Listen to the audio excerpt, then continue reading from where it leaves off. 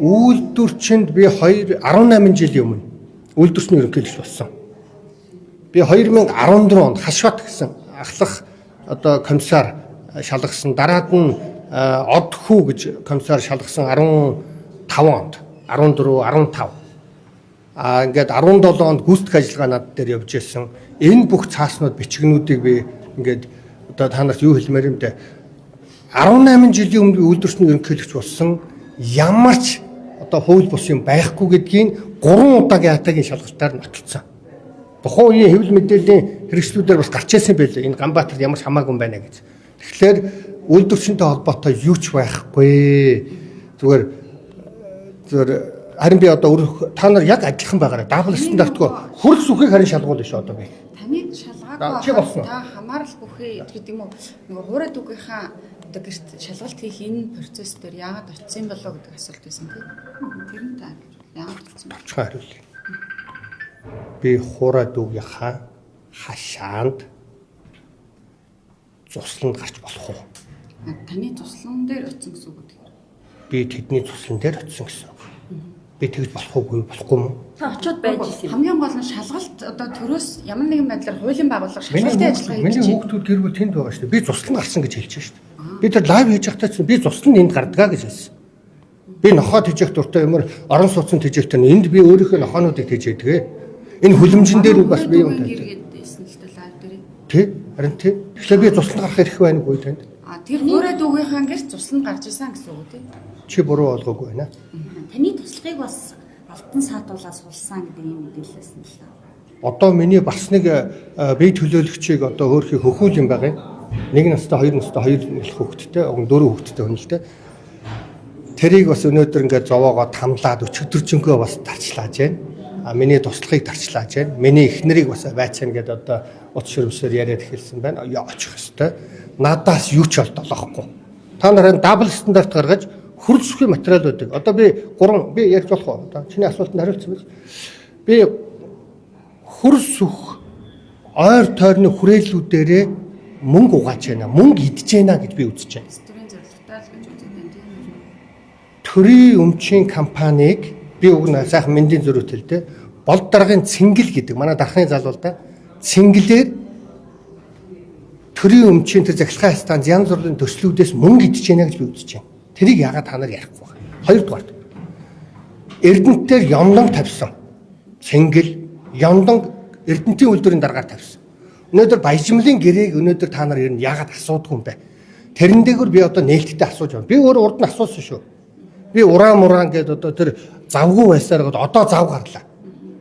Тэгээд одоо энэ Эрдэнтийн ёндонгийн одоо энэ олон тендер мөнгө угаалтан дээр хөрс үхийн төрөвч байна гэж би үзэж байна. Төмөр замын хэрлэн энэ бас одоо хөрс үхийн мөнгө идж байгаа асуудал. Энийг би одоо АТ гэдэг үг. Та нар би шалгуулж штэ. Би бүх юма ярьж байна. 50 сая воныг тас зогсоогоорой та нар. Ягаад гэвэл улсын орлого болцсон шүү. Би сайн дураараа улсын орлого болгож өгсөн. Баянзүрх дүүргийн шүүгч шүү. Тэгэхээр би та нарт хэлээд байгаа юм намайг шалга. Бас нэг юм. Би яриагаа дуусгаад тийм. Би чиний яриаг таслаагүй шүү. Тэгэхээр намайг шалга. Ари хөрсгөө бас шалгаарай. Та нар чимээгүй алга болчихдог шүү.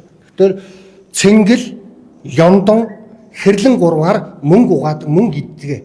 Тэр газрын тосны үйлдвэр гэж нэг одоо луур байна. Би газрын тосны үйлдвэртэй байхын төлөө шүү дээ. Харваас газрын тоснд баригдахгүй байгаа юмыг хараад энийг эртхэн таслан зогсоогоод үйлдвэр бариач гэж л ярьж байгаа юм шүү дээ. Газрын тосны үйлдвэрлэлүүд тэр нэг 420 сая доллар, 500 орчим сая долларын тэр Норинкото нээсэн тэр нэг нэт дамжуулах хоолой гэж байгаа. Хөрсгүй хийсэн ажил гэж би үзэж байна. Энийг яагаад тэр үгээр нэг ширхэг 1 литр одоо газрын тос явахгүй. Энэ би одоо хөрсөх рүү одоо үндэсний аюулгүй зөвлөлийн дарга руу яг энэ одоо 17 хуудастай бичиг явуулсан.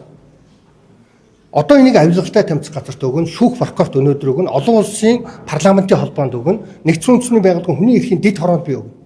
Өөр би 10-аад газар. Би энэ бүх бичгнүүдэд бэлтжээд өгнө өнөөдөр хөвлийн хурлыг хийсэн, та нар маань ярих гэсэн, би та нарын эрхийг хүндэлж байна.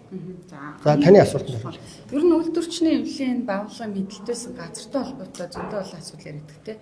За тухайлах юм бол хаан үйлдвэрийн оргил худалдааны төвийн хойтлолт үйлдвэрчний эвлэлийн ажилчдад зориулсан цэцэрлэг байсан тийм үү. Одоо энэ дээр барилгаар ядчаа яг одоо архив сүхүүд үзэх юм бол Монголын үйлдвэрчний эрхлэлийн одоо мэдээлэл эзэмшилд байсан газар байсан. Энэ бас яасан гэдэг юм бол гэхдээ одоо таныг даргаах үед энэ гэдэг нь мэдэхгүй л байл та. Ямарчсан улсын хурлын гишүүн нөгөө Ганбаатар гишүүн маань одоо барилга барьж байна шүү дээ. Би чи богинохаас байгаа. Та нар хөрс сүхийнхэн байж та 6-7 сар намайг шалгасан. Тэрнээс ч өмнө баг. Би бол 6-7 сарын өмнө одоо би яриагаа дуусгах та. Би яриагаа дуусгах чинь.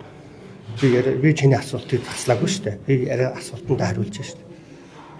Одоо хөрс сүхийн талынхан бол 6-7 сарын өмнө одоо ерөнхийлөгч дэвшиж магадгүй хүмүүсийг бүгдийг намна гэдгээр одоо ингээ шалгаад байт юм аа. Шалгаж за энэ хүнийг бол одоо нүүрсний машин явуулдаг юм байна, тендер байхгүй юм байна, лиценз уурхай юм алга байна, архины үйлдвэр алга байна. Одоо юу байна? Үйлдвэрчнүүдийн шалгая гэсэн. Би түрүү ярилцлаа шүү дээ. 18 жилийн өмнө би үйлдвэрчний ерөнхийлөгч болсон. 12 жилийн өмнө үйлдвэрчний ерөнхийлөгч өгсөн. Тэгэхээр тэнд бол одоо 3 удаагийн хатагийн шалгалт яваад надад ямар ч юм байхгүй гэдэг нь гарсан. Тэгээд дээр нь би хэлээ. Үйлдвэрчний ерөнхийлөгч нэгч газар мазрын тухай юмн дээр гар үсэг зурдаг. Мэдл байхгүй. Энэ ч хамтын шийдвэр газар. Нэгдүгээр. Хоёрдугаар би газар үйлдвэрчэнд булаалгацсан газруудын буцааж авч өгч байсан. Үйлдвэрчэн дээр очиж асуу. Би нэр төртэй ажиллаа хийж байсан. Тэгэхээр энэ дээр ба штэ та нарт буруугүй шүү. Зүгээр яг тэр цаада хөрсөхүн талынхан чинь зүгээр эцсэн нүрэндээ чичрээд наадах чинь өхүүлэх гээд алуулах гээд янз бүрийн буруу шуунууд явуулж байгаа. Та нар тэгж асуух эрхтэй, үүрэгтэй. Би бол энэ би яриагаа дуусгаач та. Тэгэхээр энэ юмн дээр хайрын цагийн гац та нар маань чөлөөтэй шалгахаараа, юу дутаагаа асуугаараа харин зөрүүлээд дабл стандарт гаргахгүйгээр хөрсөх, хэрлэн, төмөр зам, цэнгэл, төрийн өмч, эрдэнтийн үйлдвэр одоо ямдан тойрон хүрээлэгчдэрээ мөнгө идэж ууж яана гэдэг ийм байр суурийг би илэрхийлээд энэ бичгээ АТГ, прокурор шүүх, нэгдсэн үндэсний байгууллагын хүний эрхийн дэд хороо, олон улсын парламентад явуулнаа. Хоёрдугаарт би өнөөдөр зөндөө олон бүлийдүүлж одоо зөндөө олон чирүүлж ирсэн.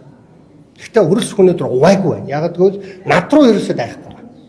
Миний ойр тойр үйлдвэрчэнд ажиллаж байсан тэр мө ядарсан хүмүүсийг бүгдийг байцааж нэр ус хэлээд явах.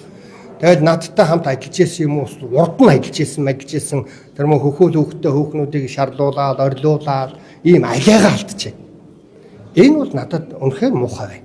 Тэгэхээр би та нарт хэлж байгаа юм нь би шалгуулнаа. Өчигдөр тэр дүүгийн тэр лагер дээр очиад юу гэж хэлсэн бэ гэвэл та нар гэмгүй энэ айлууд руу битгий ороо. Миний амьдарч байгаа цуснд гарцсан байгаа энэ байшин руу ороо гэд би зөндөө гуйсан шүү дээ. Тэр одоо лайваар явсан уу юу? Одоо ихэнх үед нь явсан учраас хүмүүс хараагүй гэж магадгүй. Манайд ороо гэж гуйгаад байгаа шүү дээ.